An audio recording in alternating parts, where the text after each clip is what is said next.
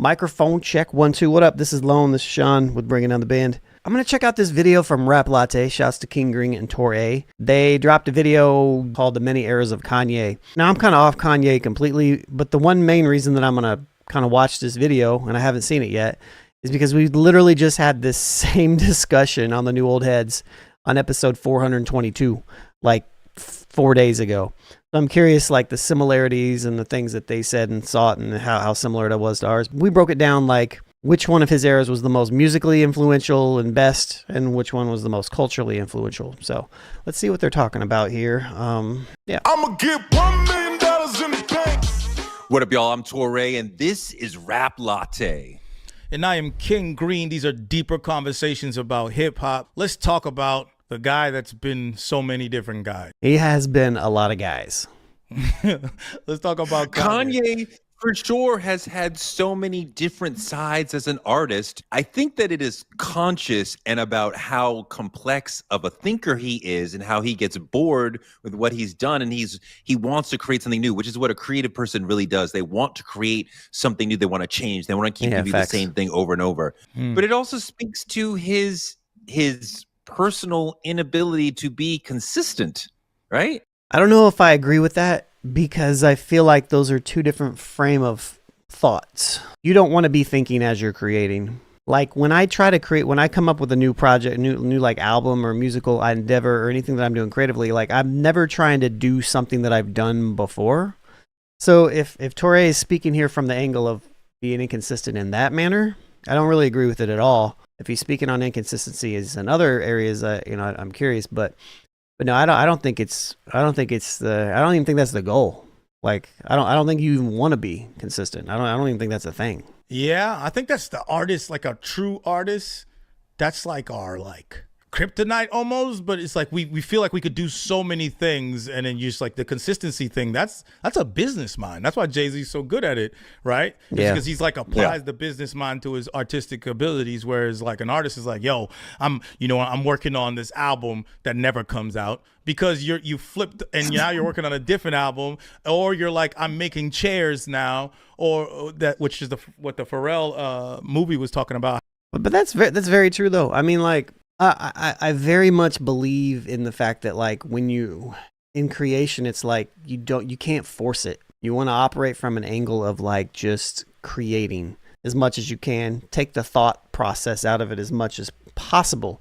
Sure, it's important to like have maybe an end goal in mind of where you want to kind of get to, but like the creation process is very much just kind of letting it be natural and responding to how you are flowing. And I think consistency is more in mind with process, orientation, business, everything that comes after you create something. How he was just going in different ways, because you feel like you could do these things. You have so many avenues. But yeah, so Kanye has these different eras, right? So where Kanye starts off, I was watching this. Is it three? My question is it three? Yeah. I wonder if we're going to come up with it 3 eras of Kanye, or is it 3 or 4 eras of Kanye? It's 3 or 4, I think, as we talk and go through this and walk. I think that's an interesting thing, because we had actually like 7 different eras that we talked about, and we broke it down between 96 and 2002, which was his, getting started in Chicago, all that stuff into the Rockefeller stuff, and then getting established as that producer and wanting to be that rapper. 2003 to 2007, which is college dropout and late registration. I personally would have grouped graduation in there, but that wasn't in what we kind of talked about. That was actually 7 and 9, which was graduation, his mom passing away, 808s and Heartbreaks. There was supposed to be a 4th album there, a part of that like college series or whatever. I forget what it's called, like Good Ass Job or something. I'm not sure. And then it was 2010 to 2012, which is my beautiful dark twisted fantasy, the Good Friday stuff, the Cruel Summer stuff, Watch the Throne stuff. Then there's the Yeezus era, Pablo era after that. It's Pablo and the Yeezys, right? And then there's the 2016, 17, 18, 19, that was just like yay. And I feel like he was in the news, and Jay Moore mentioned this on the show. He was just in the news for all the wrong reasons. Getting people to wear his executive homeless people wear. It was like, even if I didn't want to pay attention to Kanye West and I wasn't doing this show with you guys, like, it's like he was on TV for something on a regular basis, and by and large wasn't particularly positive. But the thing is, there are a lot of people who got behind him when he was saying the most nonsensical. This is part of the anti-Semitism run. The beginning of it. Yeah, and to where, like, he's bigging up Mein Führer, to where I couldn't separate the art from the artist. It's trying to be political, is the anti-Semitic, all that nonsense is really when I kind of fell off of him completely. And then you have everything that he's done since then, which is, the resurgence of him in kind of a way. We're going to get probably to 4 because I feel like there's the graduation trilogy, the school trilogy, right? Yep. The school trilogy is a clear its own chapter. Yeah. The 3 albums have the same sort of young person vibe. They're bright, they're poppy, they're fun and funny. Yeah. He's comfortable to make jokes, and it's almost like polo era of Kanye in that I want to be popular, I want to shine, I want to be famous, I want you to like me, and I'm not conflicted about me wanting you to like me. Later on, he gets more conflicted about whether or not you should like me. Yeah, because it was the proclamation of the black other, right? Like instead of, because in mainstream it's like, this is what a black person needs to be like, but we all knew there was so many different facets to the culture and what we are, right? So it's like, you knew that Mos Def and Talib, they're right here, they're doing their thing, but this is what's supposed to be 50 Cent, Jay-Z, and all these people. This is what it's supposed to be, or what it's supposed to look like in the movies. This is what it is. And he's like, no, we are more than just that. I'm me, and this is where I'm at. I do like Chains. I do like Tribe Called Quest. I rock with Jay-Z and Mos Def at the same time. I read comic books and watch anime, and I like porn. That was one of his addictions, right? I mean, but let Kanye tell it, and he's, didn't he say that he was faking being a backpacker? That was the whole thing with him and Talib, so I don't know. The proclamation of the black other, that's how I put that beginning first 3 and the HBCU aspect, right? Where it's like, we go to school. I'm a college dropout. I know this. The band's playing, the classes we got to get to. It's a great space for Kanye to occupy because he is going to college enough that, suburban intellectual niggas are like, oh, that's our kind of guy. Yeah. And yet he's a dropout, so he's kind of rejecting that experience in a way. So it's like the people who didn't go through that are like, oh, he's our guy. He went there and said, fuck that shit. And I think that was Kanye's most like relatable era. I mean, that's my favorite era, was 2003 to graduation, because he was relatable, and then granted, I'm around his, he's like a couple years older than me, a few years older than me, but like, yeah, it was like, he was super relatable during that. He wasn't like this larger than life type thing at that point. He was just like the everyday person that was like doing what we all kind of wanted to do, The bright, youthful, wanting to be liked Kanye dies when his mother dies. Facts. Right? And around the time his mother dies, his first big relationship with Alexis breaks up, and 808s and Heartbreak seems to be about Alexis, but if you really listen to it, it's really about his mother. We've talked about this many times on the New Old Heads about how like Kanye changed. That's when the trajectory of Kanye West changed, was when his mother died. And it was like the one person that could check him a little bit, check his ego, check his narcissism, all that stuff, like she was gone, And he's really talking about his pain around his mother. And this is the first major shift. 808s and Heartbreak sounds totally different. The vibe is totally different. And you don't have this desire to be liked. It's the first time that he's saying, I don't care if you like me. This is what I want to do as an artist. Yeah. You deal with it. And that's going to mark this second chapter of his career. Yeah, I think that's when the idea of being an artist, that's what he felt like he had left. And that's who he fully became, that, because I remember that whole perspective in the entire drive to making that art artistically was him thinking of himself as a pop artist, like in a Andy Warhol type of way. And that was the imagery he was trying to put out. He has 𝗕𝗥𝗓𝗪 and Murakami. He's putting himself next to those characters. True. I am a pop artist. Yeah, I that's make true. pop art. And that was him projecting that, which was super dope. I remember not loving the album right away, but I knew how impactful it would have been. It would be the first time I listened to it. Similar. Like, it was one of those things, like, it was so different. Like, I loved the quote unquote old Kanye so much because it was so relatable to me at that period of time, that when he made that hard switch, it was just like, like, it's not that it was bad. It was just like, I really missed it. I really missed where he was. Like, this is... And I don't even mean miss where he was in a sense of like the progression, because he progressed his sound and all that stuff through all the college dropout, late registration, and graduation. Graduation was a lot. Graduation is actually probably my favorite of the three, but 808s was such a hard turn. This is gonna change things. And then later on, I liked it even more and more. There's still songs, just as a songwriter, and some of the songs are just kind of like not my favorite. Yeah. But I remember hearing Coldest Winter to talk about the mother thing that you said. Coldest Winter, off top, I was like, this is about his mom. Yeah. Yeah. Like, goodbye, my love, will I ever love again? Is, you take it up for face value, you think he's talking just about his relationship. Memories fade in the coldest winter. It's like, this is the first Christmas and winter I don't have my mom. That's what I got from the song. It's 808s like really is important too, because he's not caring about being liked. So he's doing what he really believes. So you get this interesting shift. The first three albums, the audience was loving him, right? He's making hits, he's selling platinum, he's getting the love, he's becoming a very popular artist. 808s is not a popular 808s is not a popular album among fans, even to this day, but it is incredibly important and influential among artists. So here we start to get the divide where artists are like, this nigga is on some next shit and he's leading us. And the fans are like, but I don't like that album. It doesn't fit. It doesn't hit me, right? I don't feel it. I'd say to a degree. I would say from an artist perspective, people that were out there doing that to the extreme, I guess if you only, like if you're coming from straight hip hop, but like there are artists out there that existed already, you know, like Radiohead. You know what I mean? That was already like doing crazy stuff. And I don't know if I want to give him that 100%, but I liked him before. He was so poppy before. The current fans at that time. We understand. Yes, the current fans at that time were like, but he had the song. I feel like he did what Common tried to do with his album better than Common's album. I'll give him that. Universal Mind Control was not it.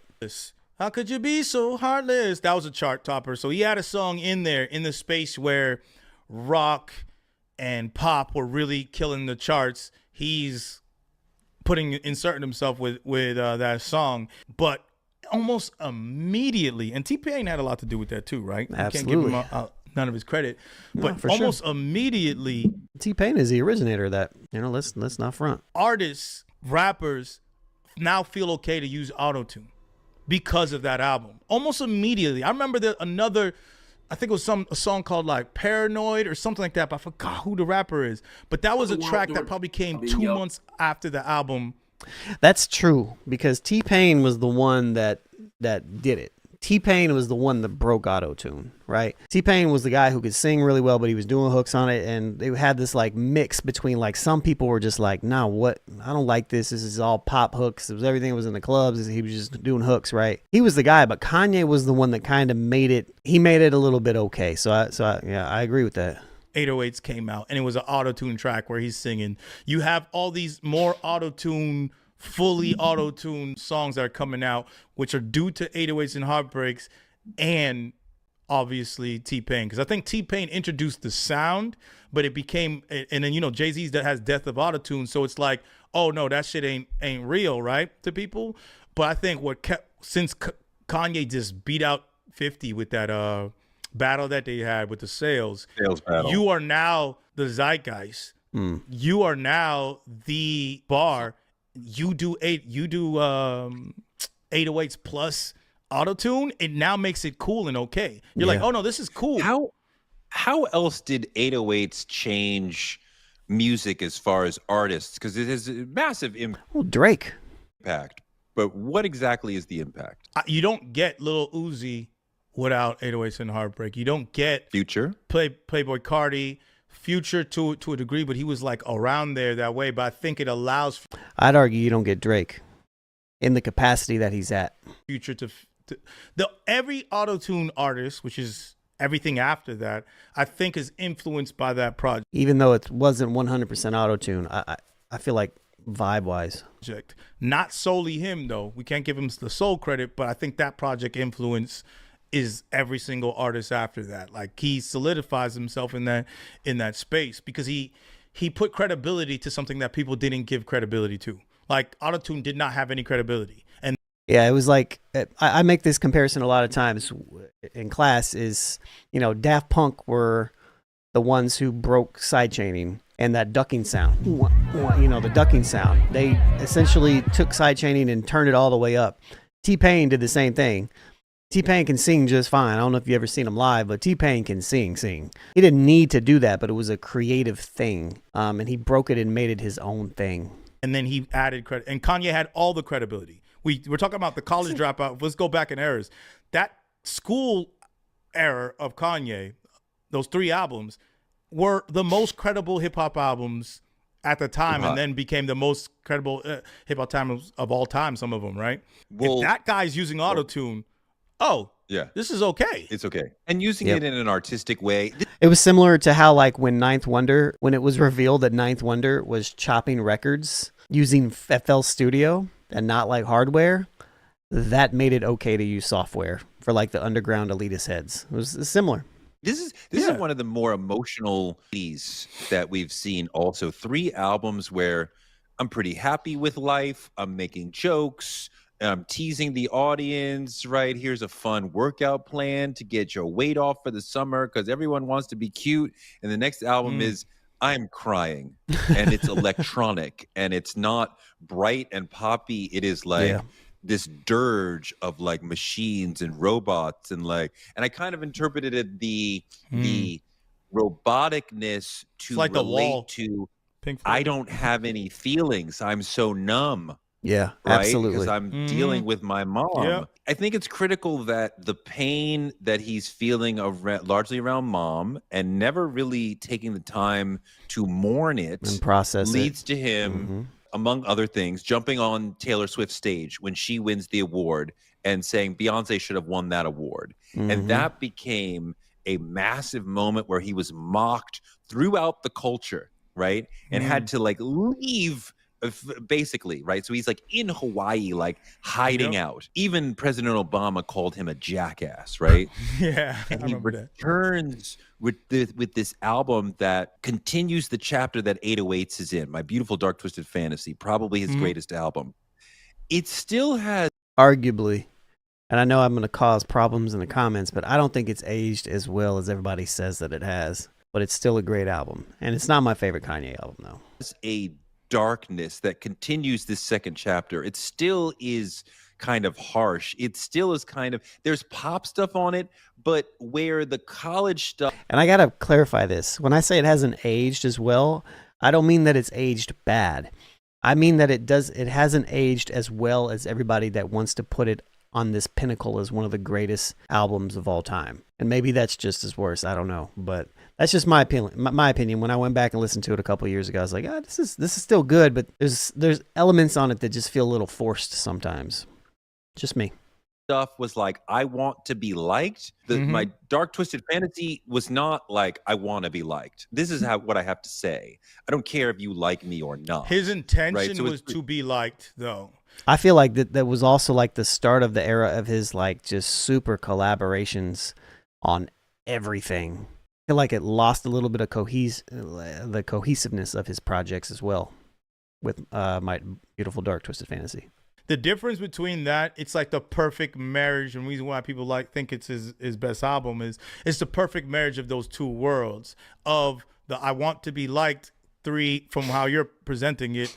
Those 3 albums of the college era to the 808s era and the dark era, let's say the dark era, he knew that he had to make something undeniable, and that's why he made My Beautiful Dark Twisted Fantasy. Because he's like, if I'm entering back in the market, I got to make something so credible that people just love it, and I got to put myself out there. So even like with the features and the collaborations on that project and all the Good Friday stuff leading up to it, like he did that Friday thing where he was dropping the songs every Friday. Good Friday. After the Good Fridays, after he did all these Hawaii sessions, comes still in Hawaii, going back at the sessions, doing interviews, only wearing a suit, being like so presentable, freaking playing basketball every day and freaking losing weight, being so presentable because he's like, I have to present this art as fine art and the best art in the world because that's how many hours I put into this. So it's like, let me take the pop art that I did with 808s, but let me make it undeniable and super hip hop. I think this album is about, I want to be respected. And I think he almost concedes, I'm not going to be liked because I'm a villain and everything I do is perceived as villainous, but I can get their respect. And he makes this album that you can't front on it. You can't, no matter what, no matter even what I say, like it's an amazing album. Can't not respect him. The album is freaking amazing. Yeah. I don't think you listen to that album and you feel like I like him, or at least like this is a person who is trying to be liked. Whereas the first 3 albums, he was clearly trying to be liked, right? He's like a kid who puts on his best face. He's trying to be charismatic. He's trying to be bright and friendly.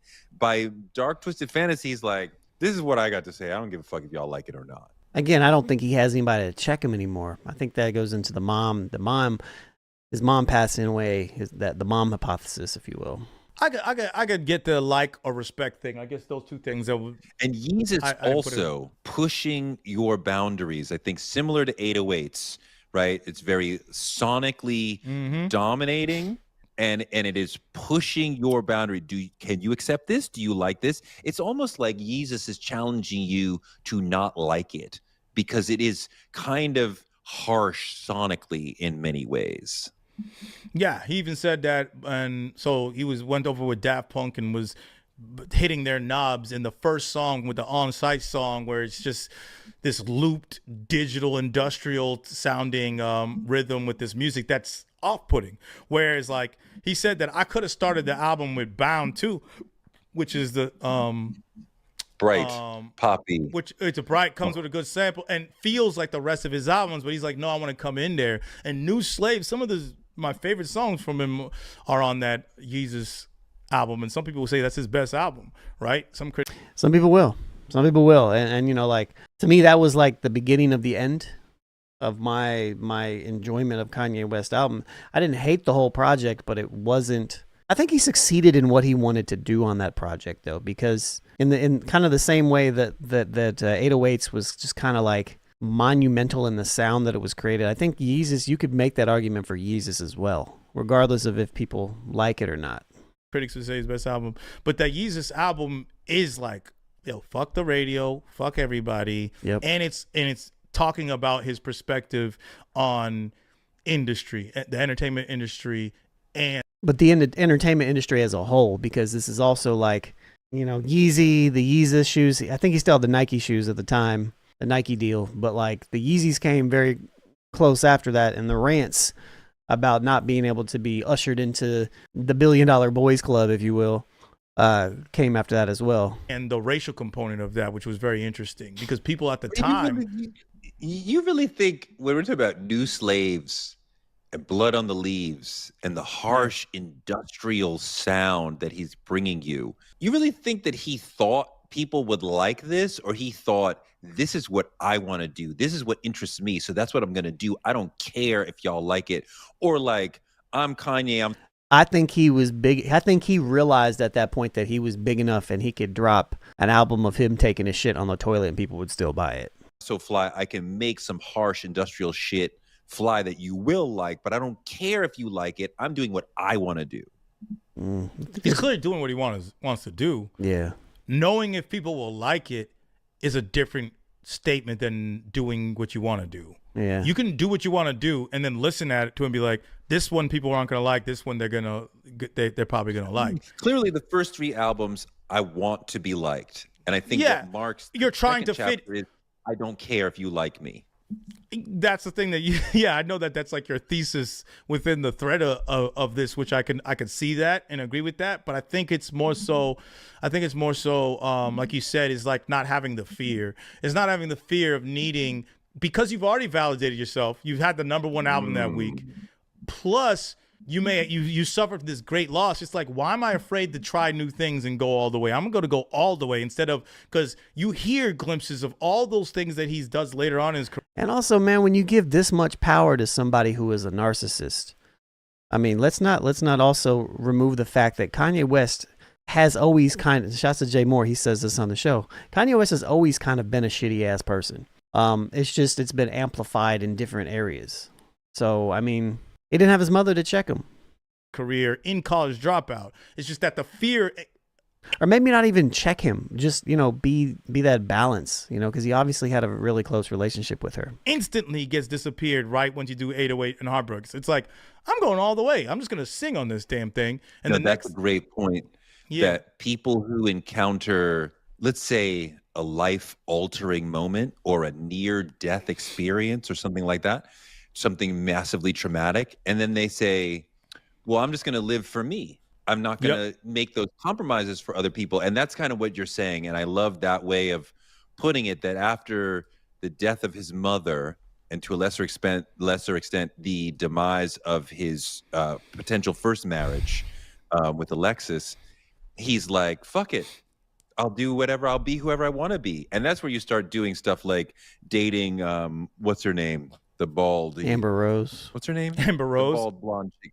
Yes. Yeah. Who's like, I mean, that's the sort of, that's the sort of person you're like, well, I'll date her if my mother wouldn't ever have to see her. And like, well, now this is how I'm living, right? This is who I am now. I date her if my mother after. I can date her now. That's kind of messed up. But have to see her is crazy. It's hilarious. But it's I get that. And it's funny because Amber Rose, we ain't got to get into it, but I'm saying she's a grifter. Definitely that visual and a nice person, and out here walking on stage for Trump now, goofy ass. Came from that space, and then it kind of switched up. The question I have is the life of Pablo part of this second chapter, or does it start the third chapter? So I guess this is where I stopped. So was the life of Pablo came after Yeezus, right? I feel like I gotta look this up. Can you get much high? Oh, 2016. Oh, I knew that. Very good. Now it's clear. Chapter of Kanye's musical Pablo career. starts for me the third chapter of because I think it's more so about him trying to push the trend forward, his own trends forward. Like that's like his. Yeah, I think it's different as well. 2016. I remember the first time I listened to that because we were on shouts to my dude J Diff. We were on the road down to Columbus, Indiana. We were going down to play a cut camp show down there when that dropped, and I remember telling him that I listened to it and I didn't really like it that much when it first dropped, and that was also the album where he changed it a whole bunch of times after it came out. Understanding of his marketing power, understanding of what he is as an entity, and then pushing, because that's when he has the Yeezus brand and starting it. He attached the album to his clothing. That's true. So Yeezus, yeah, that's right. The Yeezys, that's true. I was wrong about that. So the Yeezys started in 2016. That's very true. Okay. During Yeezus, he had his Nike deal or his Nike shoes or whatever. Right.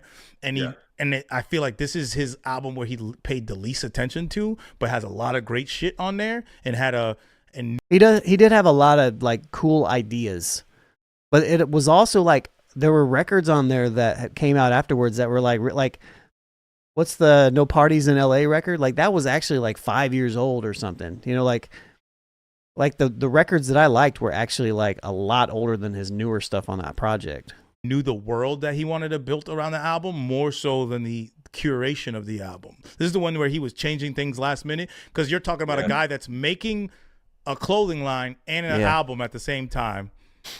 It's brighter, it's lighter, it's a little bit more, and it's the entrance to the Christian Kanye. Honestly, what's up with Ultralight Beam?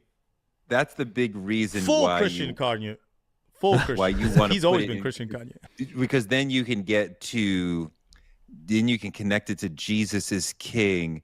Does Ye fit in this? I almost think that this is like, it almost feels like these couple years it's an era in itself. Like the life of Pablo and the Yeezys launch and all that stuff. That's an era. Those couple years, because after that and when Trump he came vouching for Trump and doing all that stuff, and he wanted to be super Christian and all this stuff. I feel like that started this other path, even though like in the same sense of how we were talking about, or how they were talking about, sitting here talking like I'm talking to him, but like in the same way that like T-Pain introduced auto-tune and then 808s and Heartbreaks took it to the next level. I feel like you can make that same argument if you want to make the argument that this Life of Pablo introduced super Christian Ye.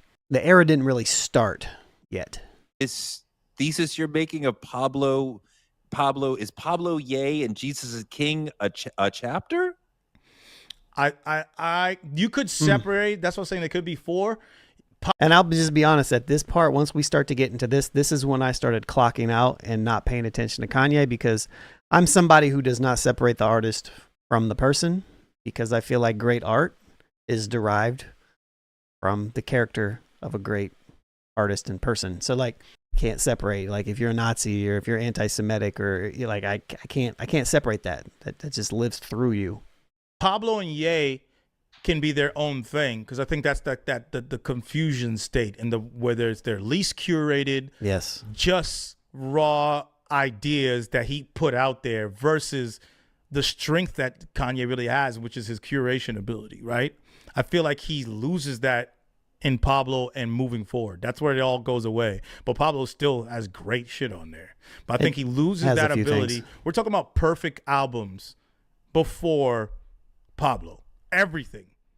The curating of all those albums are just That's a very good point. Even if you don't like Yeezus, even if you don't like 808s, they're made in the way that they were meant to be made.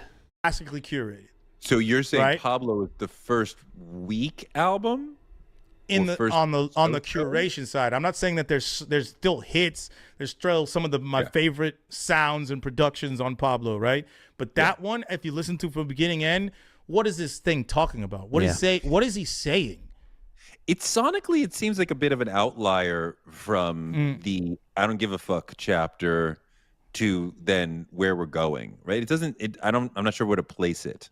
I think it's by itself. It's like I said, I think it's by itself. Sonically, it's not Yeezus in any way. There's some parts of it that's kind of Yeezus, like Wolves and things like that. But sonically, it's like, how do I take my esoteric, my eclectic side and my commercial side and marry those two things together? That's what Pablo is to me. I think Ye is the first album where I'm like, okay, this album is a complete failure. I don't want to listen to this album ever again. Pablo was that for me. Pablo was the first time I was like, nah, this ain't it. And I think it's just because I had such high expectations for it. And to King Green's point, like, it's not like every song on there was bad or anything. Like, there's some good records on there, but Pablo was like, what is this? Like, why are you wasting my time? Like that's that 7 album run thing, and I think there's so much going on where I hate that album. And he also made the other one. Well, yeah, the Kid Cudi album in that period. We didn't talk about Watch the Throne though, because Watch the Throne's part of the era of dark fantasy. Yes. Yes, it is. I was focusing on the solo albums. Watch the Throne does fit into that chapter. But I really like the Cudi collab album, most of it, and even the Teyana Taylor album had some heat, and then the Ye album was just trash. Wasn't Daytona's in that? Yeah, too? the Ye album's trash. The rest of I think the Cudi one. But now, what do we do? I think he just stretched himself too thin during that run. He tried to be. I feel like he was like trying to really prove a point by doing all that the way that he did. He was trying to, I feel like he was trying to say, I'm God and I'm going to show you that I'm God because I can do all this. While simultaneously trying to appear as a Christian person. I don't know. It's just weird juxtaposition there. So now we have Jesus is King, Donda and Vultures, and let's say Vultures 1 and 2 are. I think the Vultures same. is its own era. You think Vultures Nah. is a new chapter? No, it's all the Vultures same. feels like a continuation of that Donda era, but It's like all the same, man. it feels like where like Bully's going and stuff like that. It feels like it's aiming to where Bully might be going, where it's about being like contrary for contrary's sake, and like Vultures was not Donda. I feel like everything that he's made and like I can't even give good commentary in the last pieces, so I'm just gonna let them talk for a minute because, again, I clocked out of Kanye West and I don't separate the artists, so there's no reason for me to listen to a Nazi rap. Donda felt like still in the I want to do Jesus is King, but I wanted to make it commercial. How do I take Jesus is King but make it like commercial hip hop? The same way there's like, how do I take 808s? If you take 808s, Dark Fantasy, and because Dark Fantasy wasn't super commercial successful, and Yeezus, right? If you take those three and make them commercially viable, you get Pablo. That's what I think he thinks, is you get Pablo. So I think if you take Jesus is King and Donda, Vultures was trying to be commercial with this entire sound. Like, how do I move this forward? How do I push it? When I say commercial, I mean in Kanye's way of commercial. I mean, like, how do I push this thing forward as well as make a lot of eyeballs and people we've had enjoy 4 whack Kanye albums in a row. Hey, that's being nice. That's being nice saying that it's only 4. That's a lot. Yeah. That's a lot. That's where the drop off is. That's why when you talk about catalogs in hip hop, it's the reverse for Tyler, which I'm not gonna say his early albums were whack. I like his first mixtape, but they're not as good as his later albums. Some of them are whack, the beginning ones. And then Kanye's the reverse, where it's the regular ideas where we know that things are trailing, right? Tyler's this way. I mean, Tyler's going this way. Kendrick is at the same He's level like, or yeah. keeps growing. However you want to see it, he doesn't have a whack ass album. So Right. it's interesting to for most artists, 4 whack albums, I'd be like, I'm not listening to you anymore. What more do we have to talk about? Exactly. I'm still willing to listen to Kanye. Bully. I'm not. So you're gonna listen to Bully. I will listen to it for sure. I need an apology. Listen to it. I listen to Kanye at this point on some, let me see what my old friend is up to, but I want to check in and be out. I can respect that because J Diff is the same. Shouts to my dude J Diff because he's a super Kanye fan, and like this new Kanye hurts him so much. But like, I know that I can just lean on a couple friends and be like, what's it sound like? Is there anything good in there? Because I've checked out of him in general. So, maybe if he makes some strides in the right direction or something and he drops something good, maybe eventually at some point in time I can go back and check it out. But it's just too soon right now. Could I sit and like really vibe on an album for 3-4 months and listen to a lot? I don't know, because I'm still I'm very upset with you for all that Mustache Man, Alex Jones, MAGA stuff that you're doing publicly and privately. I'm very upset about all of that. And between Germany and MAGA, I need a conversation. I need you to explain what you were talking about, what that was all about, why you ran for president, all those things. And you need to at least discuss it, because right now you've done all this stuff. You didn't talk about it. What were you doing? What was the meaning? What was the context? What was the point? Yeah. Have you returned from being MAGA? Listening to a Kanye album right now, a Ye album right now, like this Bully album that's coming out, is like watching a championship game with 2 teams that I don't like. I might tune in. What's the score? They up by 5? Yeah. Facts. You know what I'm saying? When's halftime? Like, I don't really care who wins. I don't care. I have that's where I'm at with it. And you see, is it a good game? If it happened to be a good game, it's a wonderful surprise. But I ain't gonna start liking the teams. You know what I'm trying to say? Can we genuinely hope for like a 40-something artist who's a genius, who's had so many great albums and 4 whack ones in a row? Hold up, just 4? I feel like he's giving him. I feel like 𝗕𝗓 is being very generous right now. Hold up, let's see. Vultures 2, Vultures 2 Deluxe, Carnival Pack, Vultures 1, Donda. I guess so. What are we saying? That all the Vultures were garbage and Donda 2 was garbage, and that Donda 1 was good? I didn't like Jesus is King. I did listen to that. I didn't like Ye. To me, he hasn't had anything worth like creatively listening to since Yeezus, and you can make the argument that he's had sprinkled a handful of songs within here that have been decent, and he had some records on The Life of Pablo, but we're going on almost a decade. We're closing in on a decade. I'm just saying. Can we genuinely say we think this person's going to come out with a dope album? Whew, it's Kanye.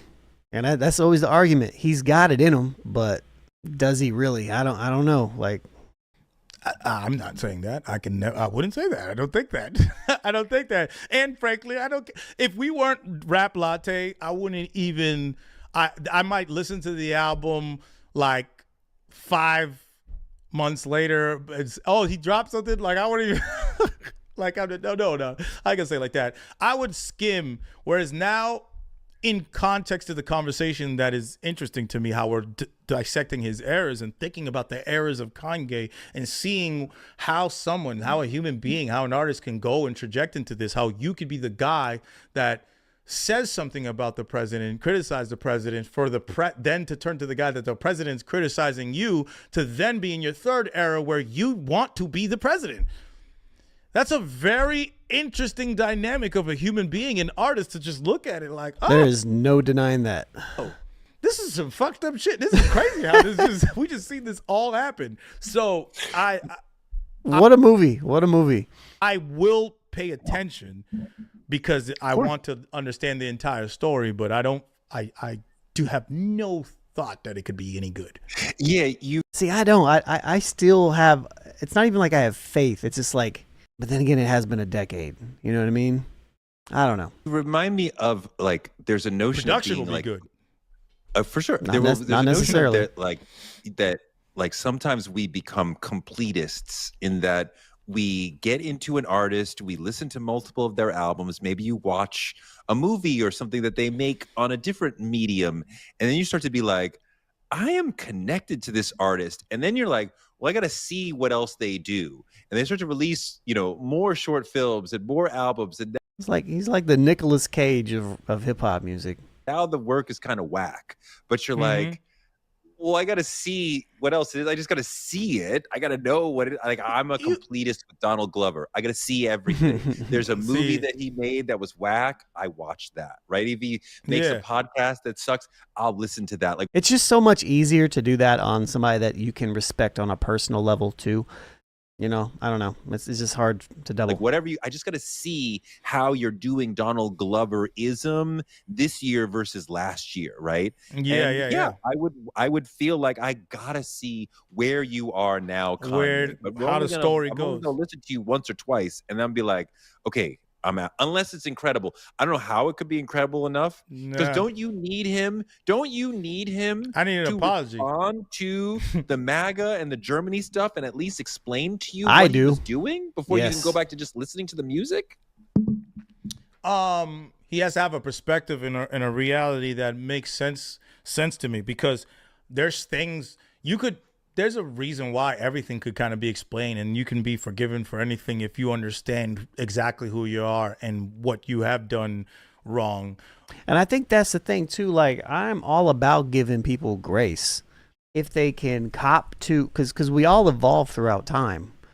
Who I am today is not who I was yesterday and the day before that, and I'm striving to be continually a better person throughout time. Not everybody does that, even though most people, I think, probably believe that they are doing that. But like, I try not to judge, like, and I've had to learn this in the Trump era. I've had to learn this with family members and try to educate and try, don't get me wrong, there's some people I don't talk to anymore at all, but there's certain relationships where I've been trying to foster and trying to figure out if relationships can continue, and try to give a little bit of grace to some people to learn a little bit more about things that the indoctrination hasn't been untucked yet, and it's still super supremely in there.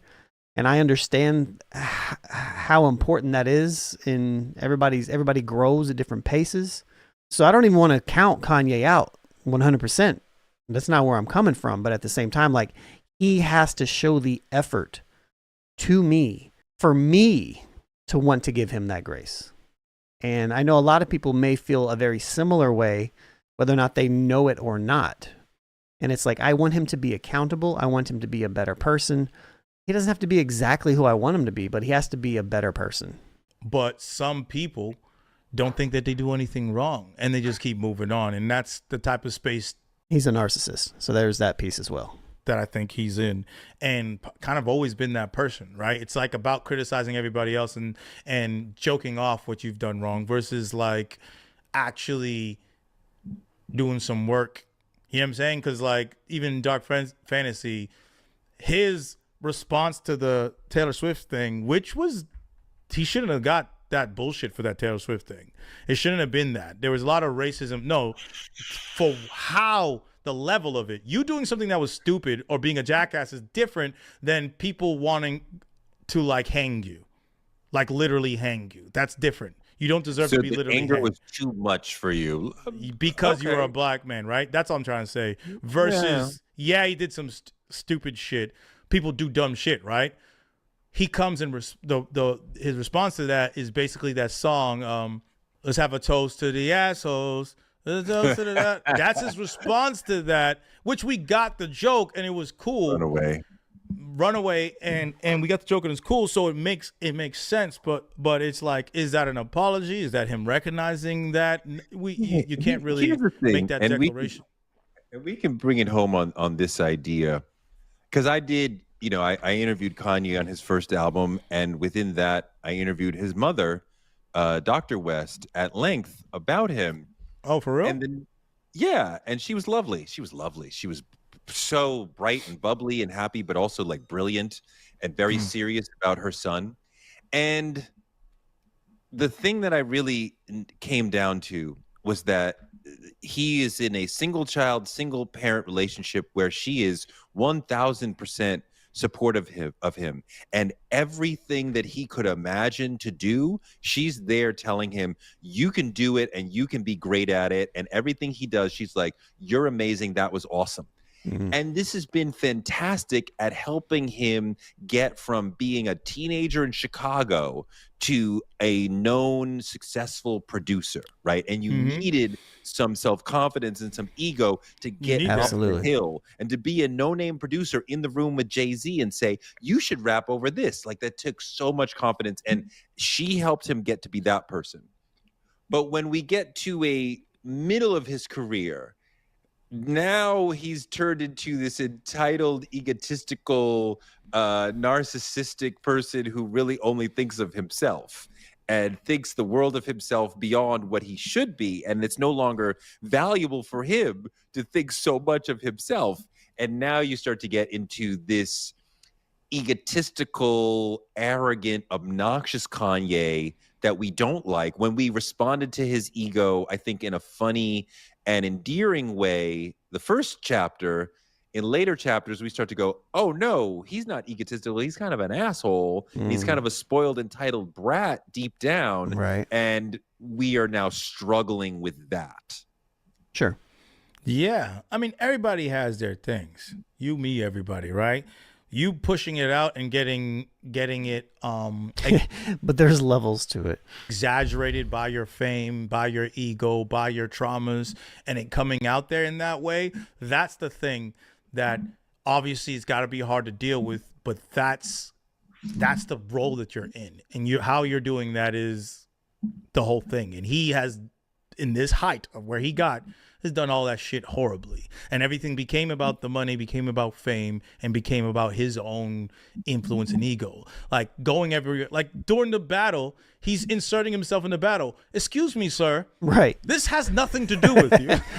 Go to the side. So it's like he needed to. That's crazy. I forgot about that. He popped out real quick like he was important and disappeared real quick when he realized he was not that guy anymore. be in every space. He felt like he needed to be in every space and be talked about all the time. And I think now he's doing this direct to consumer thing, and obviously it's working for him. If he's saying, if he had to proclaim and have everybody post that he's a billionaire again, worth $2 billion, which cool. Why don't you want that under wraps? Cool story, bro. Why do you need someone to know that you're worth that much money? Again, it goes to his narcissism, goes to his ego. Oh my God, are you kidding? I mean, shit. Nick, if I was worth $1 billion, I'd make sure everybody fucking know. You can do a press release on that. We shit. different. Yeah, I don't know if I'd be that way either. I think one thing that we've seen during Kanye's life is the rise of trolling culture and the notion of trolling as a fun way to exist in the society, right? And a very reasonable thing to exist. And he has become America's biggest troll. And so like through his music and his art, he's like trolling us. And it makes me worried about where he is going artistically when that impulse to troll people is so strong in his spirit. I agree with that completely. Like, I'm wondering, what does bully mean? You know, is he going through which side of the bully aspect he's going, which he usually kind of plays with both sides of every idea and concept that he has. It's always like the struggle, which is something that was beautiful about his art before. It's like, let me show you the internal struggle and let me show you yourself. Let me do the mirror of it all. But it's like you're lost on the joke. You don't really know yourself, where you kind of stand.